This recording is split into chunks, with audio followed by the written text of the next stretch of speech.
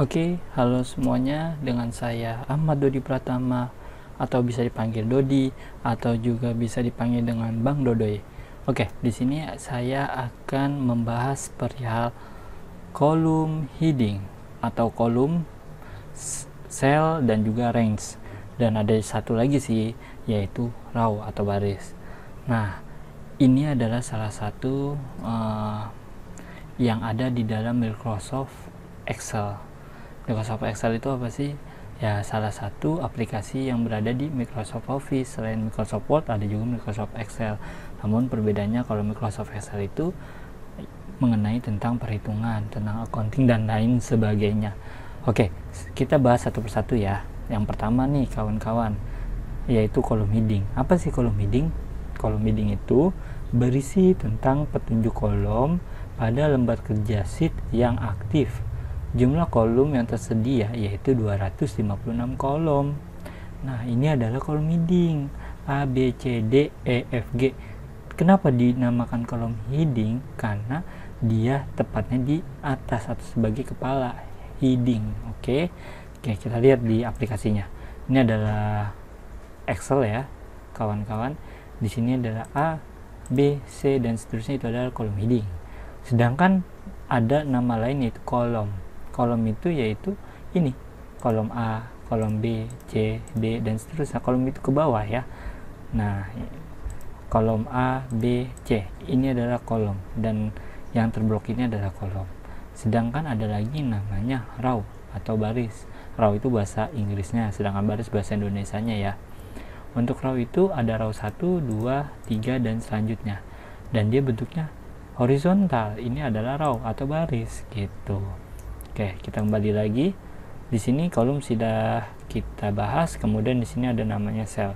Apa itu sel? Sel itu adalah penggabungan antara baris dan kolom pada lembar sheet. Apa sih maksudnya? Yuk kita lihat.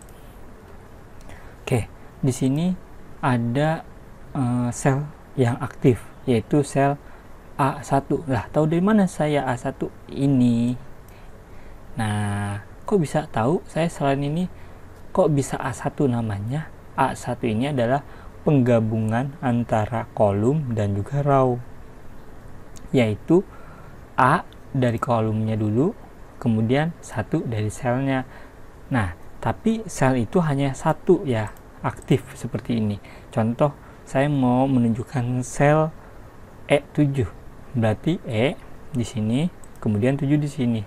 Nah, di headingnya pun kelihatan E itu warnanya berbeda dengan D dan F ya, ini. Sedangkan 7 itu berbeda dengan 6, 8 dan lainnya, agak abu-abunya lebih gelap. Ini juga agak lebih gelap. Oke. Nah, di sini E7. Kalau saya ingin contoh lagi sel C3, berarti ini C3. Itulah namanya sel.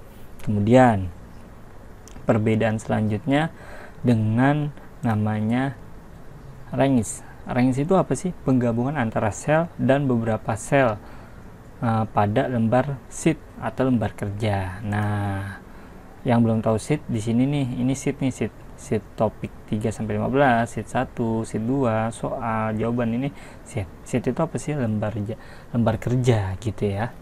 Nah, di sini ada namanya range. Kita kembali lagi, range itu penggabungan antara sel.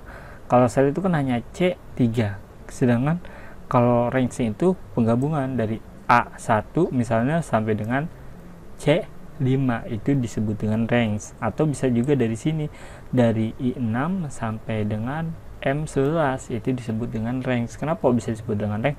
Digabung antara sel satu dengan yang lainnya, itu namanya range.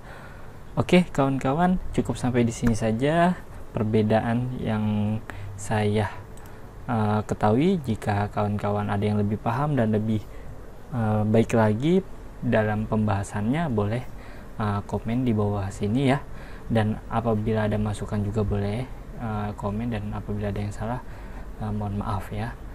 Inilah perbedaan antara kolom heading, cell dan range. Dan juga tadi ada satu lagi yang tidak saya tulis, yaitu row. Oke, terima kasih. Selamat malam.